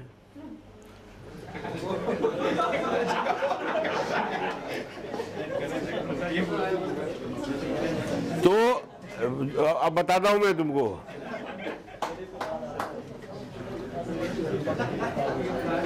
कानों पे, आंखों पे पैसों की वजह से पर्दा पड़ जाता है, तो मनी करप्ट्स यू, तो मनी करप्ट्स यू। आदमी बोलना भूल जाता है कि सर ये पिक्चर नहीं चलेगी। पर ऐसी गलतियां एक नहीं, अच्छा है तुमको एक ही नाम याद है। गूगल करके देखो, मैंने ऐसी 4-5 फिल्में लिखी हैं। ऐसा होता है कि लिखते लिखते अच्छा कॉन्सेप्ट निकल जाता है, लेकिन बनते बनते वो बुरी बन जाती है। हाँ, that is what happens. That what happens. I'll tell you what happens here. Silence in class, please. I'm not defending myself. मैं बोलता भी नहीं, लेकिन होता क्या है, जो फिल्म अच्छी बनती है, हिट होती है, उसमें हर एक आदमी कंट्रीब्यूट करता है। Everyone contributes. और जो फ्लॉप होती है उसमें भी हर एक आदमी कंट्रीब्यूट करता है उसको फ्लॉप करने में, उसको बिगाड़ने में। छोटी छोटी चीज़ें इग्नोर करने से फ्लॉप होती है।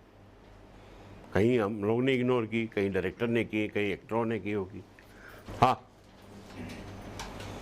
सर, कोई जैसे कि आपने अभी काफ़ी आपने ऐसे स्टोरीज बताए कि जो बहुत ही अच्छे थे, जैसे कि अभी संजय की स्टोरी है, इसके अलावा और भी जैसे कि कोई मैंने क्या किया मालूम है? क्लास चलते चलते मैंने सॉरी टू इंटरप्ट यू, मैंने क्लास चलते चलते उस स्टोरी को एग्जामिन किया कि ये कैसी लगती है लोगों को। मैं माप रहा था, मुझे भी मालूम नहीं है कि ये कैसी बनेगी, क्या होगा, लेकिन मुझे आपका रिएक्शन मिला भी। रात को जाके मैं 4 पेज लिख डालूंगा उसके।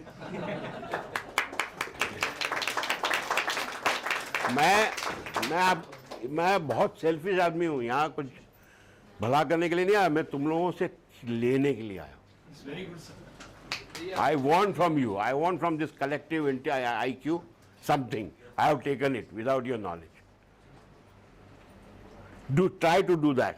Yeah. तो सर ऐसे अगर हम इस फोरम में हम अपने आइडियाज भी यहाँ शेयर करने के लिए आते हैं, तो हमें जब कोई पॉजिटिव या नेगेटिव रिएक्शन मिलती है, हम उसको अपने आइडियाज में कैसे डाल सकते हैं?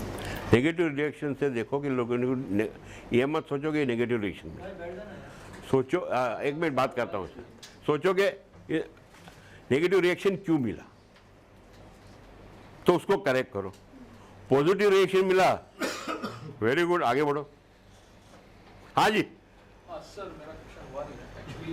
मैं ये पूछ रहा था, कोई अच्छी स्क्रिप्ट है, हाँ, कोई अच्छा डायरेक्शन, अच्छी मूवी बनती है, हाँ, तो ये बनाने के लिए जैसे कि आपकी स्टोरी में भी ट्विस्ट था, तो जनरली हम लोग कोई स्क्रिप्ट सोच रहे हैं तो ये ट्विस्ट जो है ये बहुत बार नहीं रहते हैं, तो जो स्टोरी जो है काफ़ी सीधी होती है, लेकिन वो अच्छी लगती है। भाई ये कंसेप्ट अच्छा है लेकिन ये स्टोरी बहुत सीधी है, इसमें काफ़ी ट्विस्ट जैसे आपने अभी जो ऐड किए हैं उससे वो और इंटरेस्टिंग बन जाती है और काफ़ी अच्छी डेवलप हो जाती है। तो इसी चीज़ का कोर क्या होता है, जैसे कि उसमें दो चीज़ें, एक तो स्टोरी होती है जो मेन और दूसरा डायरेक्शन होता है। तो ये दो चीज़ों का एक अच्छी तरह वो स्टोरी या डायरेक्शन तो आपने जो मोड या तो ट्विस्ट डाले हैं उसको एनहांस करता है, वो डायरेक्शन में हो गया। वो डायरेक्शन में हो गया। आपको तो लिख के देना है कि यहाँ पे ये मोड सटल आएगा, ये स्ट्रॉन्ग आएगा, ये झटका आएगा, ये आपको लिख के देना है। और ये इसमें आपने सही स्टोरी सीधी सीधी हो गई। अब आपको मालूम है, जैसे मैंने पहले बताया कि ऑडियंस आपसे आगे सोचती, दे आर रेसिंग फॉरवर्ड, अभी ऐसा होगा, ऐसा होगा, ऐसा होगा। मुझे मालूम था कि मैं जब ये स्टोरी बता रहा था तो आप में से कई लोगों ने भाप गया होगा कि वो लड़की उसकी बेटी निकलेगी, लेकिन लोगों ने ये तो नहीं भापा, ये भाप भी नहीं सकते कि वो लड़की बोलेगी कि मैं तो ये पता करने आया हूं कि वो क्या चीज है जो मेरी माँ ने तुमसे प्यार किया। कहाँ है वो चीज? That's very nice thing. तुम्हारे में थी कभी? जो अच्छाई तुम्हें है जो कहाँ है? तो वो कहता है नहीं मैं ऐसा ही था पहले से। तो कि नहीं तुम गलत हो, मेरी माँ झूठी नहीं हो सकती। तो ये इमोशन, जो इमोशनल ट्विस्ट है, जो मैं बोल रहा था ना कि ट्विस्ट चाहे कैसा भी हो, इमोशनल हो, फिजिकल हो, ये होना चाहिए। Robinda, are you aware of the navrasas when you're writing? I am consciously not aware. They come automatically. I mean, yes, consciously you should know the navrasas because Bharat मुनि बता के गए हैं कि ये नवरस से कहानी बनती है, नवरस हर कहानी में होने चाहिए, या तो नवरस के 9 के 9 ना हो, कम से कम 2-4 ही हो जाएं तो बहुत अच्छी बात है। लेकिन वो रस की जब जगह आती है तो पकड़ना छोड़ता नहीं हूँ। हाँ, इसमें ये रस आ सकता है, यहाँ पे इमोशन आ सकता है, यहाँ पे एक कॉमेडी आ सकती है, यहाँ पे ट्रेजेडी आ सकती है, तो वो छोड़ता नहीं हूँ मैं। वो उसको एक्सपीरियंस कहिए या उसको जो भी कहिए, पकड़ लेता हूँ। कभी मिस हो जाता होगा तो आई मीन हो जाता होगा, आई मीन कभी कभी पिक्चर देखने के बाद लगता है कि यार ये मैंने लिखा है, इसमें तो ऐसा हो सकता था। बट देन मेरे को एक बहुत बड़े इंडस्ट्री के राइटर ने सिखाया है कि पिक्चर जब रिलीज होती है तो समझ लोगे तुमने बच्चे को जन्म दे दिया। फिर वो हिट होगी या फ्लॉप होगी वो पब्लिक बताएगी। तुम हर माँ की तरह अपना एम्बिकल कोड काट देना उस पिक्चर से। अगर हिट हो जाए तो ज़्यादा खुश नहीं होना और पार्टियां मत करना। फ्लॉप हो जाए तो एक्सेप्ट कर लेना कि हाँ भैया मैंने गलती कर दी। एम्बिकल कोड काट दो। उनको हम लोग बोलते थे ना, कभी कभी हम जवान थे, वो सीनियर राइटर थे, हम बोलते दादा ये पिक्चर तो बहुत गड़बड़ है। हाँ सही बात है, बेकार है। दादा आपने लिखी है, मालूम है हमको, खत्म। वो आगे उसको डिफेंड ही नहीं करते थे कभी। उससे मैंने सीखा है कि अगर आपकी फ्लॉप पिक्चर है डोंट डिफेंड इट। आपकी हिट पिक्चर है उसकी तारीफ में बह मत जाओ ज़्यादा, क्योंकि नेक्स्ट पत्ता आप डालेंगे आपका खुल जाएगा कि एक का की गुल्ली दुग्गी है। क्योंकि एग्ज़ाम तो आपने हर साल के 4 फ्राइडे देने पड़ेंगे अगर आप सक्सेसफुल राइटर है तो हर फ्राइडे आपका औकात बाहर आ जाएगी 12 बजे। हाँ, स्टोरी जो पिचिंग करते हैं टू द एक्टर्स और डायरेक्टर्स और प्रोडक्शन में, तो उसमें you have to go with a complete screenplay और जस्ट अ सिनॉप्सिस। कितना आपका होमवर्क कितना पूरा कंप्लीट होना चाहिए बिफोर यू पिच? कि जैसे आप बोले आइडिया डिस्कस किया फिर बाद में स्क्रिप्ट डेवलप कर। देखो साहब, मेरे एक्सपीरियंस में किसी को भी आप स्टोरी पिच कर रहे हो उसका अटेंशन स्पैन जो है 8 से 10 मिनट के ऊपर नहीं होता। तो आपने जो बोलना है वो 8-10 मिनट में बोल दीजिए उसको। वो अच्छा लग गया तो वो आपको बोलेगा इसमें जरा सर जरा डिटेल में सुनाओ ना, थोड़ा लंबा करके। तो सुना दो आधे घंटे में। एक दिन मैं श्रीदेवी को कहानी सुनाने गया, मुझे कहता है sir how much time will you take, तो मैं बोला how much time you want me to take, I can narrate in 5 minutes, I can narrate in 15 minutes, I can narrate in 1 hour and 15 minutes also. You tell me how much time you have. No sir, I'll give you half an hour. I said go it. या तो ऐसे पूछ लो, तो आधा घंटा, यानी उसने बोल दिया था आधा घंटा. मेरा अनुभव ये कहता है कि सबसे पहले जो पिच करने जाओ तो 10 मिनट से ज़्यादा लंबा कहानी मत सुनाओ, और आपका कहानी का जो मेन प्लॉट है, मेन चीज़ है, वही सुना दो. फिर उसके बाद में उसकी अगर उसको अच्छा लगे तो फिर उसकी डिटेलिंग सुनाओ कि ये ऐसा हुआ था, ये ऐसा हुआ था, ऐसा होगा, ऐसा होगा, ऐसा होगा, इसमें ये भी एक कैरेक्टर है, इसमें ये भी एक कैरेक्टर है, इसमें ये भी है, फिर लंबा करो उसको. आपके पास पूरी स्क्रिप्ट होनी चाहिए. You should be prepared with the full script. Don't ever go to anybody in today's time without complete script even with the dialogue. क्योंकि सडनली आपको कोई ऐसा आड़ा टेढ़ा सवाल पूछ लेगा, अच्छा तो आपका हीरो वहाँ से गाड़ी लेके भागता है, तो क्यों चोरी क्यों करता है? अगर आपके पास पूरी स्क्रिप्ट नहीं है और उसका जवाब नहीं है तो आप बौखला जाओगे. सर वो क्या है, वो सोचेंगे वो चोरी नहीं करेगा, शायद खुद की कोई गाड़ी लेके आया होगा, पता नहीं, या तो किसी वैसा. और एक्टर तो हमेशा बौखला देते हैं, क्योंकि उनका अटेंशन स्पान होता ही नहीं है. उनको गर्लफ्रेंड का फ़ोन आना होता है, या तो कहीं शूटिंग पे जाना होता है, या तो कहीं काम होता है, या तो कोई दूसरा लाइन में खड़ा होता है. तो वो 5-7 मिनट में अगर आपने उसको पकड़ लिया तो पकड़ लिया, नहीं तो थैंक यू. मेरा जैसा राइटर तो समझ जाता है कि आज इसको सुनाने लायक है नहीं, तो मैं बोलता हूँ सर दूसरे दिन किसी दिन आराम से आता हूँ. नहीं सर सुना नहीं, मैं अभी नहीं, क्योंकि अभी मालूम है उसको 10 चीज़ें दिमाग में चल रही. So the best thing is to narrate them in 5-10 minutes. The gist of your story, just arc, essence of your story. और उसके बाद में उसको जैसे फिर मांगेगा जैसे मांगे वैसे दो.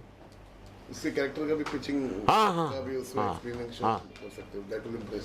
Sir relate with the same question. Ghajini movie, हाँ, if you want to narrate it, हाँ, you will narrate it in the same way it is being shown in the movie, like No. screenplay or the story first. the story first, the character first. Okay. A millionaire who gets shot in the head or is injured in the head, he has a limited memory span of 15 minutes.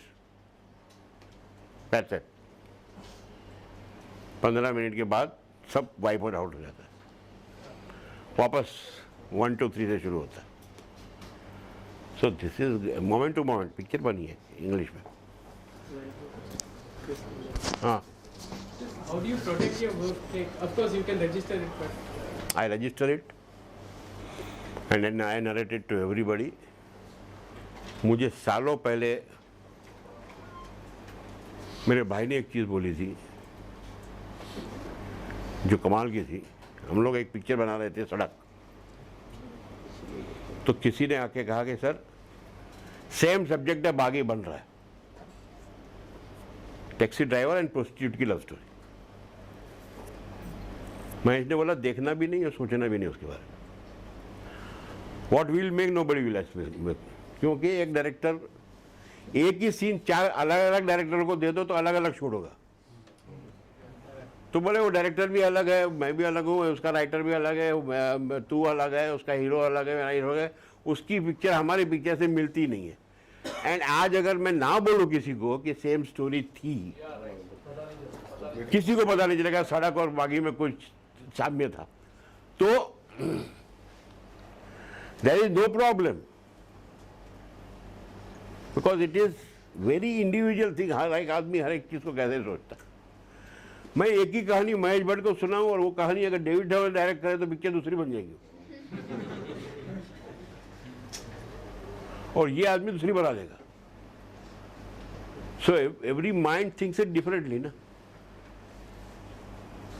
Ravindra, did you ever think of getting into direction? I did. बनाऊंगा तो ऐसी बनाऊंगा कि अच्छी तरह release हो, बहुत बड़ा प्रोड्यूसर हो.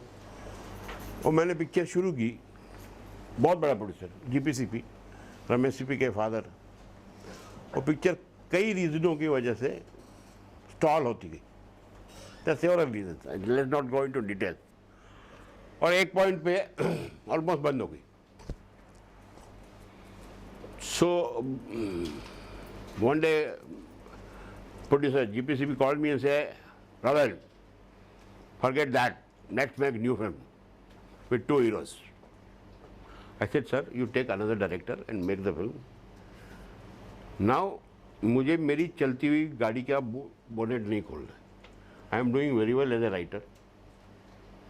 अब मैं आकाश डायरेक्टर बन गया. 1 साल राइटिंग की दुकान बंद कर दूंगा. डायरेक्शन की दुकान नहीं चली तो वो भी दुकान बंद, ये भी दुकान. और तब तक मैं थोड़ा आलसी हो गया था. एयर कंडीशन में बैठ के लिखना अच्छा लगता था. कौन धूप में जाके स्टार्ट साउंड कट बोलेगा.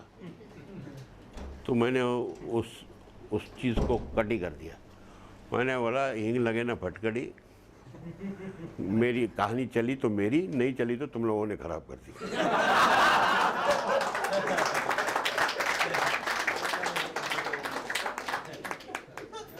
तो मैंने सर आपके बारे में काफ़ी पढ़ा भी सर. मैं ये सुना है मैंने ऐसे कि सर आपने एज एन एक्टर अपनी स्टार्टिंग बहुत काम किया मैंने. गोलमाल 3 आपकी लास्ट मूवी.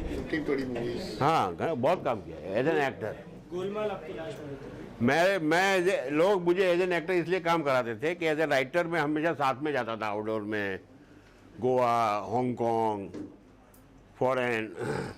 ये सबसे पहले मेरे भाई ने शुरू किया, महेश भट्ट ने.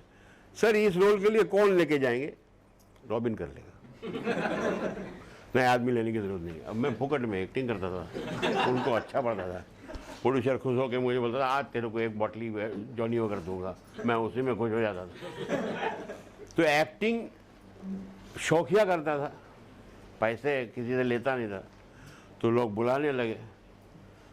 बाकी रोहित शेट्टी वगैरह उनको भी यही पता है कि सीन जब स्क्रिप्ट बनती होती है तो ऐसा बोलता है ये सीन सर आपका हो गया, डिसाइड हो गया, ये सीन आप करें.